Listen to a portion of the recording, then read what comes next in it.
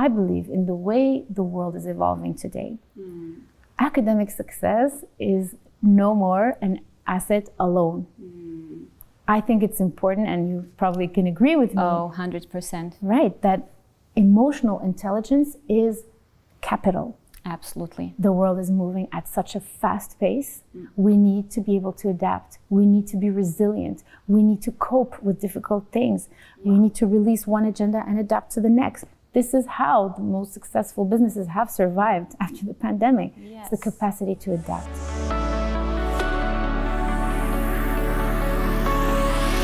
Hi everyone, and welcome back to Leaders on Purpose podcast. I'm your host, Manal Bernoussi, and I'm so excited to be back with you today for a new conversation that I believe comes at a really good time. August, September in most countries is the time for our kids to get back to school. We're trying to get them back on a routine. Holidays are over. And there's this feeling that we need to get back to more serious things, right? We're enrolling them in so many activities. We're expecting so much from them. And we are juggling all that while being at work and handling so many other responsibilities. Now, you know that I'm so deeply committed to bringing you the best possible content that will help us grow in all areas of life. And the topic that we're talking about today is one that completely shifted my way of approaching parenting. And even if you're not a parent, especially if you're not a parent, I would say, this episode is meant for you too, because we all have an inner child that is craving for our attention. So today, I couldn't be more excited to sit down with someone really special. The minute I met with her, I felt her deep sense of purpose and service to others. Khadija Bennani is my guest today. She was trained by Kornfield and Tara Brach, and as well by Dr. Shefali, world-renowned teachers in the fields of mindfulness and conscious parenting. For more than 10 years, Khadija has supported parents on a path of self-discovery to lead at home and work with mindfulness and self-compassion. Khadija, hello and welcome to Leaders on Purpose podcast. Hello, Manal. Thank you so much. Thank you so much. I am so glad we're finally doing this.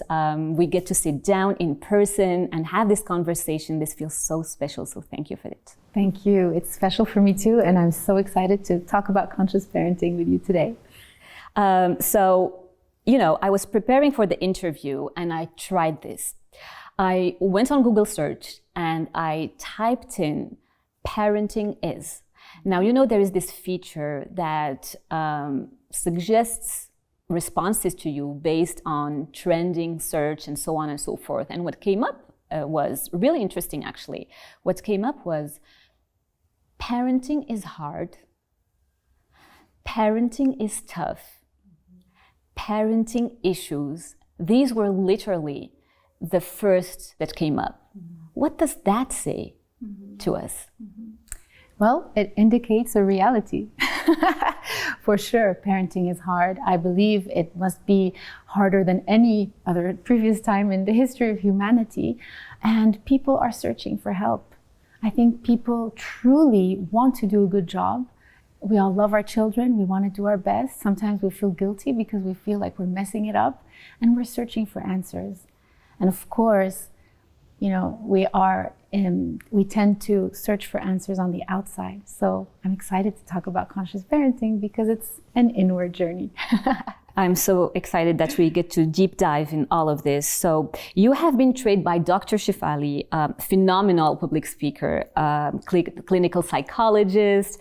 I actually read two of her best-selling books, Radical Awakening and The Awakened Family.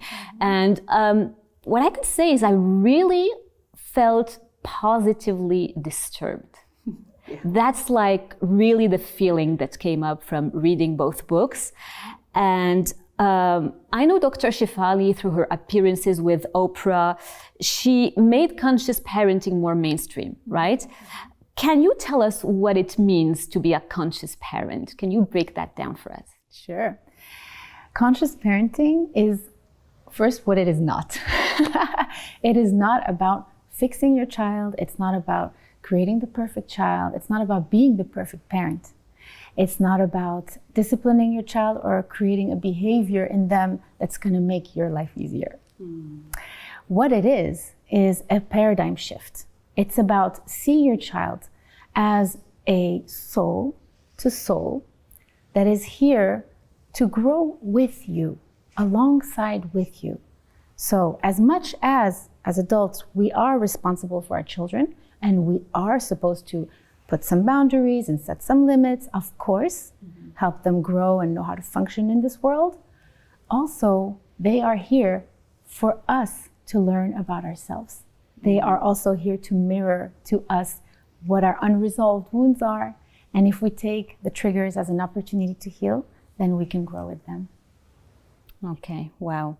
I'd love to share with you a quote from the Awakened family that really, resonated with me. So it says, "Our children are constantly saying to us, 'Wake up, look at yourself. Do this for you so that I may be free of what burdens us.' They bring to our attention our anxiety, need for perfection, and desire of control. They show us our inability to say yes or no. They reveal how unaware we are to simply be still for very long. They show us how challenging we find it to be open, spontaneous, and playful. They mirror back to us all the ways we simply are inauthentic." Wow. Yeah, let's let that land for a second. Yes, when we engage in a relationship with our children from a place of control and fear, what happens is that we create an inauthentic relationship. It is hard to connect with our child if we come from a place of wanting a certain way, okay? When we become parents, and before even our children are born, we already have an idea of how we want them to be, It starts with the gender, the desire of the gender, then the desire of what their career should be and all that stuff. And even some modern parents now are like, no, I don't mind what their career is. I just want them to be happy. Well, maybe even happiness is an agenda. Yeah, and what does it mean anyway to be happy, right? So the idea is, from this quote, what we can retain is that children are our mirrors, and that every time they trigger us, like I said, it's an opportunity for us to shift from questioning, what should I do with my child? I don't like their behavior. I don't like what they're doing. They're annoying me. They're not going to bed. They're not brushing their teeth. And instead, question ourselves, what does this touch in me? What does this activate in me, right? And of course, there are things to do, but I think the big mistake that parents do today is that they ask themselves, what should I do before who should I be? Yes, we're too much in the doing, not enough in the being. Right. Okay, let's take an example of, this, just to understand how our children are mirrors to us. Can you pick an example for us where we're probably triggered, and what does that say about us? I mean, the most common triggers, right, are when our kids talk back to us. Oh, yes. We hate talking back. Yes. We want our kids to listen to us. We want our kids to go to bed on time. We want our kids to brush their teeth when we tell them. And let's say brushing the teeth, okay? It's such an ordinary moment in parenting, because we may be talking today from this conscious perspective, and people think, oh, this is all so abstract. But in the most ordinary moments of your parenting life, it comes down to telling your kid, go brush your teeth, and they don't want to go brush their teeth. So how is that, in the context of conscious parenting, applicable? How is that an opportunity of growth? Well, when your kid refuses to go brush their teeth, from a traditional perspective, right, you're going to want to control your child. Maybe the old way would have been to scream or to force them, and now there's more modern ways, that invite you to do it in a kinder way, softer way, smiling, stuff like that. And of course, body language is important, and all that. Communication can be effective when you know how to choose the right words, but truly, it still is a form of control, unless you realize that what triggered you really is not just the fact that your kid isn't brushing their teeth. It's the fact that you don't feel heard. right? So when you become aware of that and you start seeing that that is the case with your child, but that may also be the case at work when you're in a meeting and you don't feel heard, right? There are triggers everywhere. The beauty of the parent-child relationship is that it's the one relationship you can't run away from. Absolutely. Right? You cannot just divorce it and decide to run away. Yeah. If you are in a relationship where you don't feel heard, whether it's in a marriage or at work, you can leave. Yes. If you don't feel heard enough and it reaches to a certain limit for you. But with your child, you can't run away from it. So instead of suffering by perpetually being in this dynamic of confrontation and seeing who's going to be in control, because that's what most parents end up being in, right? In this power dynamic, rather to switch the attention from how to control the child or make the child do what we want them to do, to, okay, what does this touch in me? I'm not feeling heard. Why is it important to question that? Because if you're not aware of that is the true deep issue, that it's not the teeth brushing, that is more the inner feeling of not being heard, then if you liberate yourself from that, what happens is that you can show up as a mature adult who can teach their children about the importance of hygiene. Yes, right. And brushing their teeth. Yeah. But if you don't, you react as an inner child that's hurt.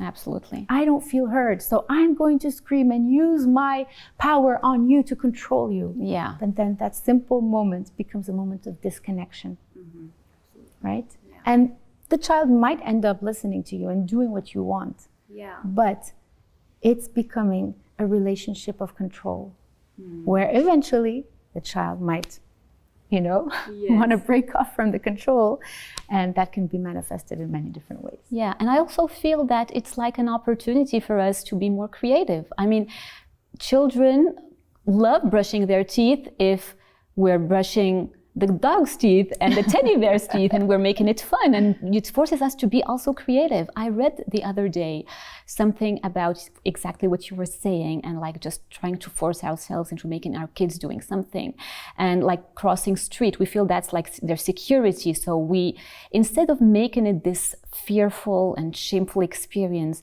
just pretending that cars are alligators and let's hold hands because there are alligators crossing the street, and then why don't you help me? So it's all forces us to get into more creative ways, and I feel that as parents sometimes we have lost this joyfulness, creativity. Yes, and I'm so glad you say that, because parents or listeners to the podcast might be like, what is she talking about?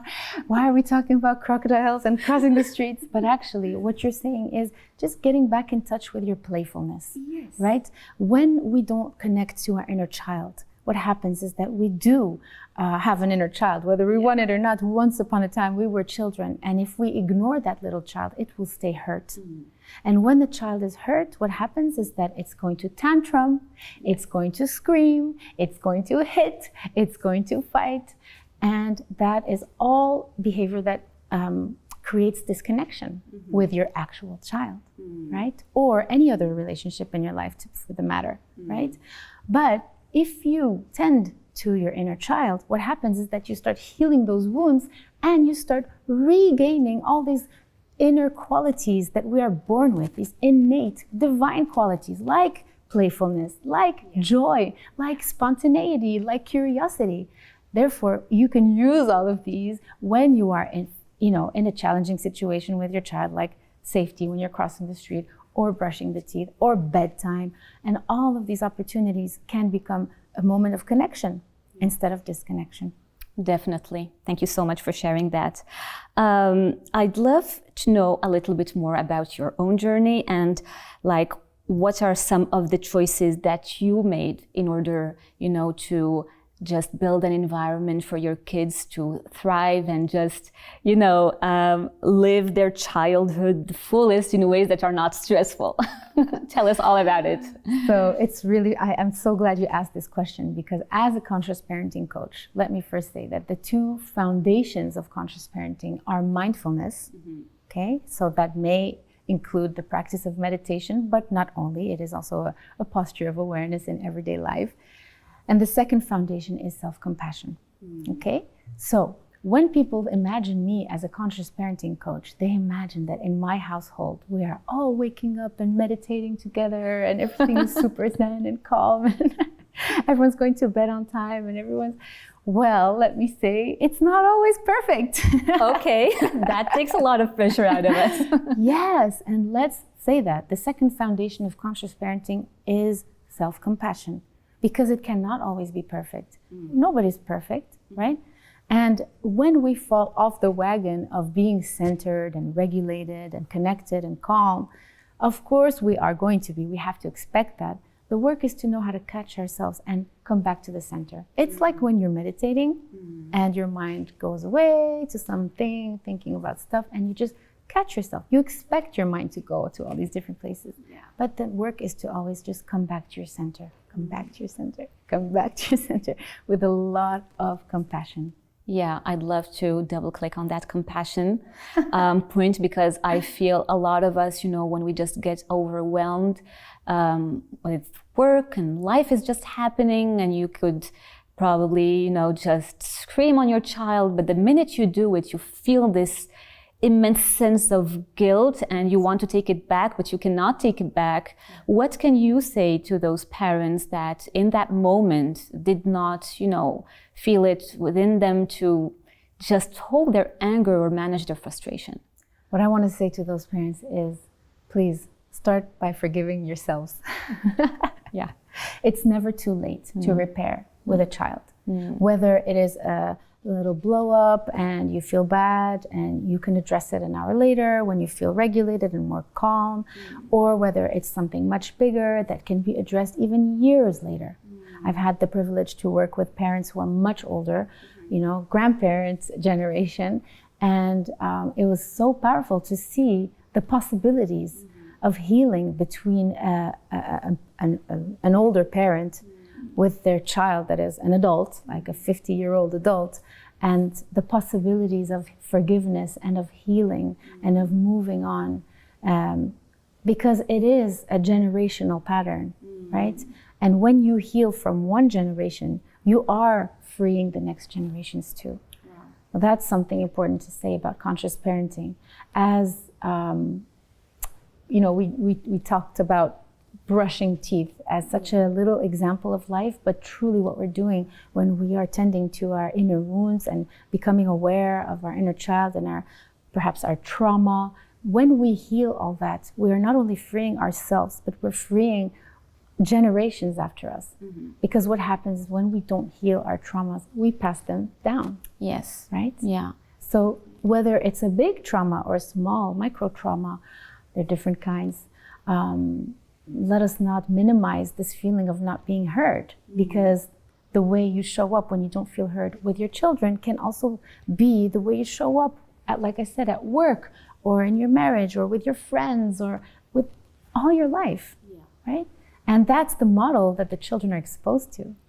So they see that. They grow up looking at you, learning from you. Obviously not from what you tell them to do, but from the way you are. And what you're modeling in front of them, So healing yourself is really an act of generosity and of liberation for yourself and for generations to come. Absolutely. And I was mentioning at the beginning that I really do feel, this sense of purpose when I talk with you. I'd love to know, when did that exactly happen? Like, going back to your journey, what made you start on this path? It truly is a personal journey. My work is the center of my heart, really, because ever since I can remember as a child, I always loved children, and I was always fascinated by the relationship between parents and children. Don't ask me why, it was just always so fascinating. But then the big crisis for me, the most beautiful breakdown I had, was when I became a mother. When I became a mother, my life changed, not only physically, of course I changed physically, but also emotionally, mentally, and spiritually. It was a crisis for me. It was an identity crisis. Who am I? Who am I? Am I a little girl? Am I a woman? Am I a wife? Am I a daughter? Now I'm a mother? Where do I stand? Who am I?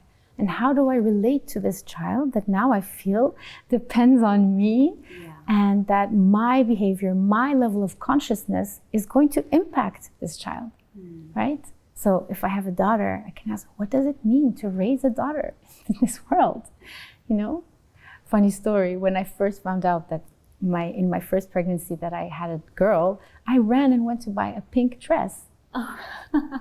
But then what does it mean to wear pink? Why do we have to associate that? So we question social norms, cultural norms, you know, and there's not a necessity to break all the patterns, right? Because some things need to be transmitted. There are values, there are some things that are very empowering that we want to pass down, but then there are some things that we have to say, it stops with me. That makes a perfect transition for my question coming right after is, I'd love to know what are your thoughts on, you know, setting boundaries, enforcing consequences and discipline? Well, discipline is a very big and trendy word in the parenting world, and I just want to make sure people know the difference between discipline and punishment, right?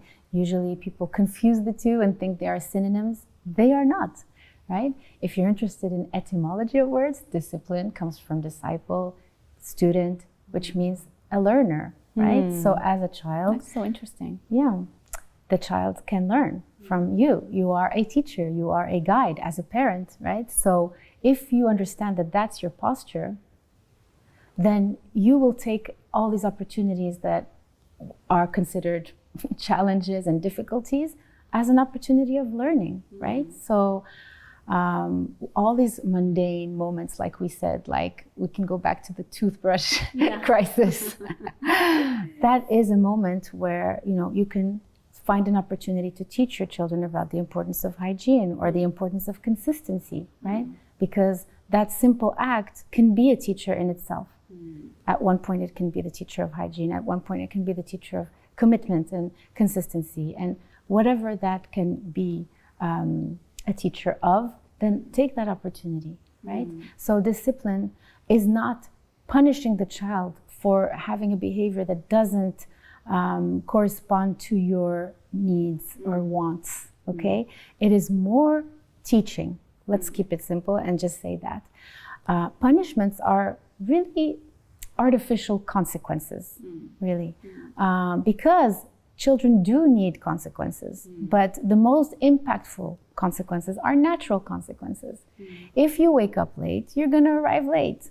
Of course, there are times where we cannot play that natural consequence game because you also have to drop off your kids and make it on time to work. Exactly. But there are so many opportunities to let go and allow the natural consequences, like when the kid wants to go out without a jacket and they might get sick. Perhaps they need to experience that.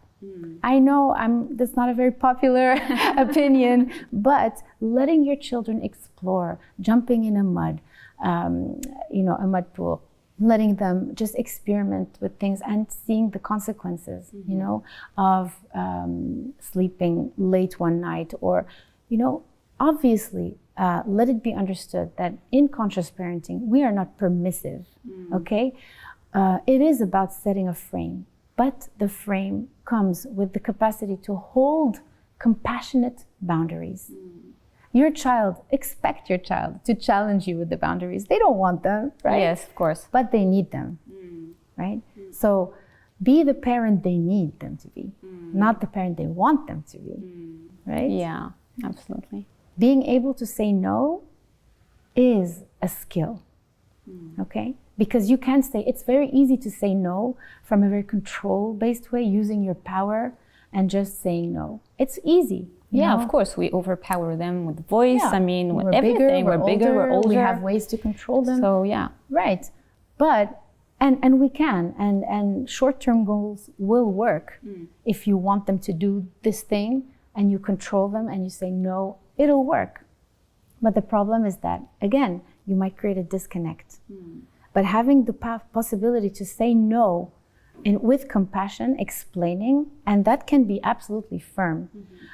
Being in peace with yourself, that makes a difference. That continues the connection between you and your child. If you say no, but you feel bad deep down to say no, if you are feeling guilty, if you are angry, obviously you are in a power dynamic and you will create a disconnect. Right? Yeah. Also, I feel that, a lot of our reactions are fear-based. So probably we're, afraid that if they do not wake up in the morning, then they will not go to school, and then we're gonna, they're gonna fail their lives or whatever. So isn't it our role though to be like there for our children, make sure that they get a proper education and that they understand that there are rules, and like, what's your thoughts on that? Because it's so difficult. I do experiment that with my children, like for the jacket, if get a cold, then that's fine, they will experiment with cold. But when we go to things like being on time for school or doing homework or, those kind of things, what's your take on that? Well, obviously, if the children need to be on time for school, then they need to be on time for school. The problem is not, we're not saying they should just let them be, take their time, respect their rhythm, all that stuff. And it's okay not to go to school. Yeah, it's okay not to go to school. Who cares about school? No, of course, each parent has different sets of values. There are some parents now who are questioning the whole education system and even questioning the efficiency of universities. Oh, yeah. So we can go to that part of the spectrum, but also in our everyday life, if we are, taking our kids to school, dropping them off, going to work, we need consistency, we need rhythm, we need them to be on time, we need a frame, okay? Yeah. We can make it all happen in a very stressed way, angry and, running and rushing, or we can do it in a much more peaceful way. It's possible. This is it, I think. It's possible. Less stress, more structure, and just clarity for the child. Yes. If you understand that your posture, if you need your child to be at the door of the school, for example, at 8 a.m., and you first, are connected to yourself, you have an inner awareness of your thoughts, of your feelings, of your emotions, of your nervous system, and you focus on regulating your nervous system, then, we do have mirror neurons where our inner state, our inner neurological state does impact that of our children. So if you wake up super stressed, you snoozed 5 times, and you're like, come on kids, you know? They're just mirroring that. Obviously, what we're teaching them is, this is how to get ready for school. This is how to get ready for life. You gotta be rushed, you gotta be stressed, right? But if you actually take your time for yourself, and I'm not saying wake up 3 hours early, meditate for 2 hours. I wish we could all do that, but we need 50-hour days. Yeah, of course. If you just take the time to be mindful when you wake up in the morning, don't rush. Just put your feet on the ground. Just take 1 second to breathe in, to set an intention for your day, and set an intention for yourself, for your children, for the world, I don't know. And going from that place already, just being mindful of yourself is going to have an impact on your child.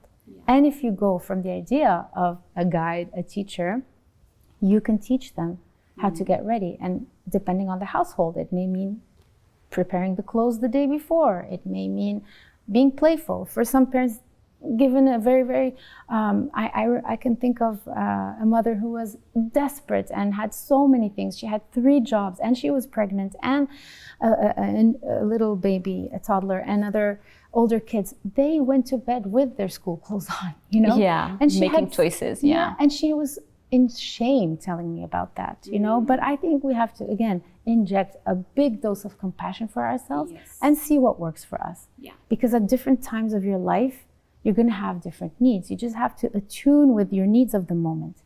If you wake up and you pause before entering the speed rhythm of modern parents and just check in with yourself, what are my needs right now? And you'll know how to adjust and choose the right action. Thank you so much. And also, creating opportunities for them to make their own decisions, I think is really important. Something I experimented with the twins is instead of always, making decisions for them and deciding for them. I mean, that if I had someone that is bigger than me, that decided everything and was controlling, I wouldn't like that, of course. Yeah. So creating moments and opportunities for them to make their own decisions, I think that's really empowering them, right? Yes. This is Leaders on Purpose podcast. And if we want to raise children with leadership skills, obviously we need to allow them to make certain decisions. Some of these decisions, we're not going to like them, right? Because that's not what we would have wanted for them. But that's a big practice in conscious parenting of being aware of our ego and knowing the difference between our agenda, our ego's agenda, and what is best for our child, right? So we do need to make that difference. We think, oh, it's my child. I know what's best for my child, right? Yeah. Well, no, it's what you want for yourself. Absolutely. Maybe to feel like you're a good parent, maybe to seem like a success, through your children's success, maybe so many things, right? Yeah, this is really something I want to talk about, is, the importance of not projecting our desires on our children. Can you explain to us why it is so important and how we as parents can teach ourselves to let go of the ego and our own agendas? The first step is to become aware that we have an agenda. I think we run our parenting without realizing that we do have an agenda, and we've had one for a very long time, perhaps even before becoming parents. A mother had 9 months or more if she was a biological mother, but even before the child comes into your life, you have the time to imagine, fantasize, create what it's going to be. So then when that moment of bedtime arrives and the child does not want to go to sleep, it's dark and they're still up and excited and you're sitting there with them, it feels so hard because you had this image of how you wanted things to be. Yes. Right? Bedtime should be like this. School should be like this. Their grades should be like this. All of these fantasies that we had created for them. And when it's not like that, we suffer. So we're not suffering because the kid didn't go to bed yet. We're suffering because of the non-acceptance of what is. Of what is in the moment. It's the non-acceptance of the as is. So conscious parenting is not being permissive, it's being accepting. Because when you accept, then you free yourself from all that resistance. No, it shouldn't be like that. No, this is not what I had planned. No, it's not fair. It's not right. Yeah, sometimes it's like we have our script and we just want them to follow that script, which does not make sense, right? No, of course, because life is never going to be scripted. And as soon as we are in the no, we are basically just children tantruming. Absolutely right. That's exactly what we're doing.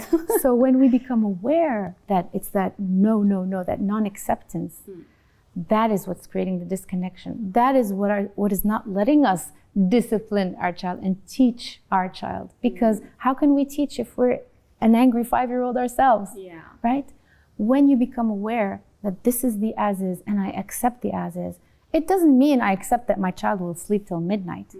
It means, okay, this is where we are now. I can't just walk out and kick back and scroll on my phone and fall asleep like I wanted. This is what it is right now. Can I accept that my plan, my wish, is not happening in this moment? It doesn't mean that every night should be like that, but it means that in this moment, this is what is. How can I connect with my child? As soon as you connect, this is where it is possible, actually, for your child to fall asleep. Yeah. I can think again of a mother that I had worked with specifically on this bedtime issue. And what I suggested after, of course, she read all the books and did all the tricks and tips, I suggested to her to start just being in a meditative state. You don't have to be a Tibetan Lama in a mountain to meditate, and you don't have to meditate 5 hours a day. You can just start with one breath. Breathe in, breathe out, just be aware of yourself. And just that, having that compassion and awareness for yourself in the moment. Well, this mom entered this state and started using this practice, and her bedtime routine included this little meditation. It was a few minutes. Yeah. Her child started to sleep earlier. Wow, that's powerful. Yeah. I'm not saying that's going to work for everyone, but just think about it. Just think, if you yourself are in presence of someone who is very agitated, very stressed, not happy to be here, and you can feel it when someone is not happy to be with you. Yes, right? Energy, you can feel that energy. Is that going to help you sleep? Will you feel safe enough to fall asleep?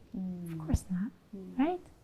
But when we surrender and we accept, it really does help our child to feel safe and go to sleep. I love that. Thank you so much for sharing this. So I know a lot of us would love to know your thoughts on social media, screen time, and TV for kids. Big topic. Yeah. Huge topic, a big, big challenge in today's world, right? And here's the thing. I believe the problem is not screens. We tend to demonize screens. As parents, of course, there's so much fear and worry, as there should be, but demonizing screens is not efficient. It's not helpful. Technology is here. Screens are not going anywhere. So what we need to focus on is our relationship with screens. Okay? It's not how to stop and limit and only this amount of hours. If you just focus on limits and numbers of hours, even if it's 1 hour or 1 minute, you have no idea the toxicity they can be exposed to within that minute or within that hour. So it's about focusing on the relationship you have with screens. First of all, your own relationship with your own screens, right? That's the thing, right? It's really a paradigm shift. It's always bringing the light back to us. Back to us. Conscious parenting is not about centering all your attention on your child. It's about centering your attention on you. And it's not egocentric. It is quite the contrary. When you focus on your child, you are actually egocentric because you're trying to create a product and projecting your issues to have the reflection of what you wish you had, right? And when it's not that way, then we enter all these challenges and complications. When you center on you and you make it a habit, whether it's for screens or for food or for anything, if you start training your mind and your heart to recenter to yourself, for example, in this question on screens, ask yourself, what is my relationship to screens? And be honest with yourself. Addiction is real. Yes. Okay? It's a real thing. Maybe screens Let's face it, we are addicted more and more to our phones. I mean, we have technology with us in our pockets all the time. So it's a real addiction. Absolutely. I think it's the modern day cigarette. Yes. Right? And I hope the future generations will be shocked to see people holding phones the way we now are shocked when we see, people holding other substances. But it's important to acknowledge that if there is an addiction, also no judgment. Again, compassion. Yes. It's the two foundations, being mindful about it, but also being compassionate. Because I know a lot of people who say, I'm conscious. Yes, but with so much judgment. Yes. Right? Yes. It's wrong. It's not good. I shouldn't be this way, or my child shouldn't be this way. The compassion makes all the difference. Okay?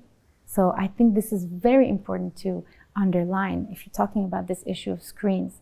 Once you have compassion for yourself and you become aware, instead of having shame and you kind of project that shame on your child and say, oh no, we're going to limit you and you can't do this and you can't do that and it's very bad for you. Or that's the fight mode, right? But the flight mode is saying, I'm just not going to deal with it. Let them deal with screens. Actually, screens are great. They're a babysitter, Well, that's another issue, right? So there's addressing addiction. There's addressing boredom. Right? Because, it's so convenient when children can be occupied for hours, and that you don't have to spend with your child. And if you see that from a judgmental point of view, you would think, oh yeah, I need to be that parent who plays with her child. I need to make art crafts with my child. I need to do, all these beautiful, conscious things. No. No. Remember, I think it's a challenge for parents, this technology and screen situation, because we have no precedent. We don't have the elders or like some good example that we can follow. This is a new situation, and everyone is just trying to figure it out. If we understand that with some compassion and honoring our limits, it's hard to figure this out, and we can't figure this out alone.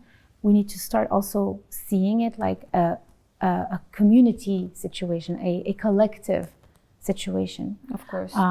Parents today, I think, suffer a lot because they believe all the pressure is on them to feed their child right, to control screens, to make sure they go to school well, that their mental health is good, that their physical health is good. It's a lot of pressure. When you think in a collective way, even in the past, I mean, children were raised by a village. Yeah. The proverb is true. It does take a village. It does take a village, absolutely. If we talk about parental burnout today and think about all the mothers who are done with their mental charge, it's because it is humanly too much for one human being to think about all these things to raise a happy, healthy child. Absolutely. It's too much. Yeah. We need to think a little bit like a tribe. We need to have support between mothers, between fathers, neighbors, help each build other. your support system is absolutely key. I think that's a very, very important. Another huge topic, mom guilt. I think there are so many young women out there that trying just to figure out the right balance about just being there for their kids and being back to work and questioning and having this big questions going on in their heads, and probably sometimes they're overcompensating by buying too many things, or it's hard. I know that it's really, really hard. I myself have changed the narrative. I know that through working, I'm also, providing for my kids values about work ethic, about also explaining to them why I am going to work, why it is that I'm pursuing my passion, and so on and so forth. So I know that there is a lot that we can teach our kids through just going and doing what we're passionate about. But still, that mom guilt thing keeps coming back. So what can you say to all women that are listening to us and that are struggling with mom guilt? This subject touches my heart. I work with a lot of mothers and women who are, like you said, struggling between that work and life balance. And they want to be conscious parents. They want to be present parents. They want the best for their children. Usually these are women who are driven, who have a vision for themselves. They want the best for their children. And it comes with, obviously, perhaps having a career or not, And that's what I want to say to mothers who feel guilty, whether they are working or not. Please understand, there is not one way of being a good mother. There is not one way. If you have a career and it's your choice and you actually love it, enjoy it, embrace it. Actually, if you show your children that you love your job and that it fulfills you, you are modeling to them a very healthy relationship with your professional life. You are a model to them. So if you walk every morning out of the door feeling guilty, you're sending mixed signals, right? If you embrace your situation and understand that it's not the number of hours you spend with your children, obviously, quality over quantity, because again, there are some people who choose to stay with their children all the time, but we have to evaluate the quality of the presence. If you're on your phone all the time and not just physically present, but not spiritually present, emotionally present, all that stuff, then it's not the same. And so I really encourage mothers who work, and it's very important to say this because we are a generation more and more of women who also, went to school and aspire to have a great career, and we need to normalize that, okay? What happens also is that sometimes there's women, and I think it's important to address this too, that get help, Obviously not everybody can afford it, but those who can it's important to address that having a helper at home, Yes. whether it's a paid nanny or a grandma who's very supportive, having a support system is nothing to be ashamed about. Absolutely. It is just the most natural thing. It does take a village to raise a child, and it's natural to not have all the pressure on you. So as a mother, if you are not just a mother, it's because, yes, you are more than a mother. Sometimes in my workshops, when I ask people to introduce themselves, they say, hi, my name is this, and I'm a mother. But what else are you? Of course. Right? That's And this is what your child sees. Yeah. They see the whole of you, right? So show them who you are. Be proud of who you are. Model the best version of yourself, you know? And your best version is not perfect. And that's totally okay. Ooh, that's such a great reminder. Thank you so much. Now, how can a man be the best parent that he can be? Because we've been talking a lot from our perspectives as women. But, you know, how can a man raise a son or a daughter without, you know, knowing that they have their own level of pressure, different from what women feel, but I'm not saying less or more, just their own level of pressure. What can we say to the fathers out there and working fathers? I think what I see in my practice with all the fathers, the busy fathers that I work with, is that there is also a form of guilt, but it's just either not conscious or not expressed. It's very repressed, along with all their other emotions. And as much as we need to encourage women to embrace their active side, and from an energetic perspective, it's the yin and yang balance, which is feminine and masculine energy within us. Has nothing to do with your sexuality, it's just your energies, feminine and masculine. Same for men. I think today it is a natural shift. We notice it more and more. Men want to take care of their newborns. They want to change the diapers. They want to carry their babies. Not all, and that's okay too. But there is a natural need to connect in an emotional way. Yes, not just the head. Right. Not just paying for football and for tuition. Yes. But being emotionally present. Right. Some fathers, usually what the common thing that comes is, well, I'll wait until they grow a little bit and then I'll start taking them out. I'll start playing soccer with them and stuff like that, or whatever your agenda was. But understanding that it's okay to have emotions. It's okay to be sad. It's okay to cry. It's not making you weak. It's actually very brave to be in touch with your emotions as a boy, as a man.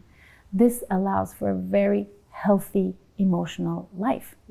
I believe as a father, probably you want your children to succeed. You want them to be able to be responsible and have a good life and meet their needs and their family's needs. Of course, you know, this is like, from an evolutionary perspective, you know, men, you know, go out and hunt and bring food and all that stuff. So it's natural to want to raise your kids to provide for themselves and to be successful, right? The thing is, I believe in the way the world is evolving today.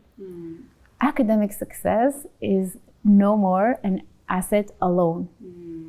I think it's important, and you probably can agree with me. Oh, 100%. Right, that emotional intelligence is capital. Absolutely. The world is moving at such a fast pace. We need to be able to adapt. We need to be resilient. We need to cope with difficult things.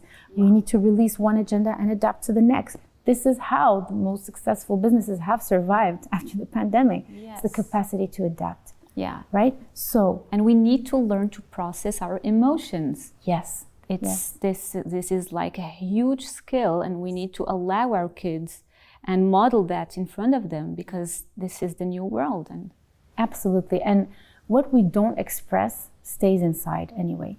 Our body stores everything. And if we don't express it, it's going to come out one way or the other, right? So it's either going to come out with aggressiveness, it's either going to come out with even health issues, right?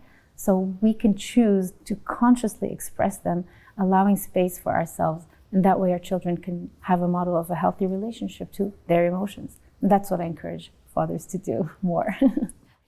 Well, I'm mindful of time, and I can't believe we're approaching the end of the episode. I still have a couple of questions to ask you before we wrap up.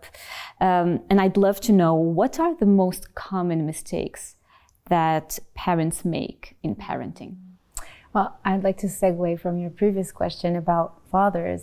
And what typically happens is that fathers think their job is to secure safety, at home for their children, to secure stability. And this is all from a very physical perspective, a home, finances, all that stuff. And of course, this is one of our jobs, basic jobs, but there's another level of safety that needs to be addressed. It's that of emotional safety.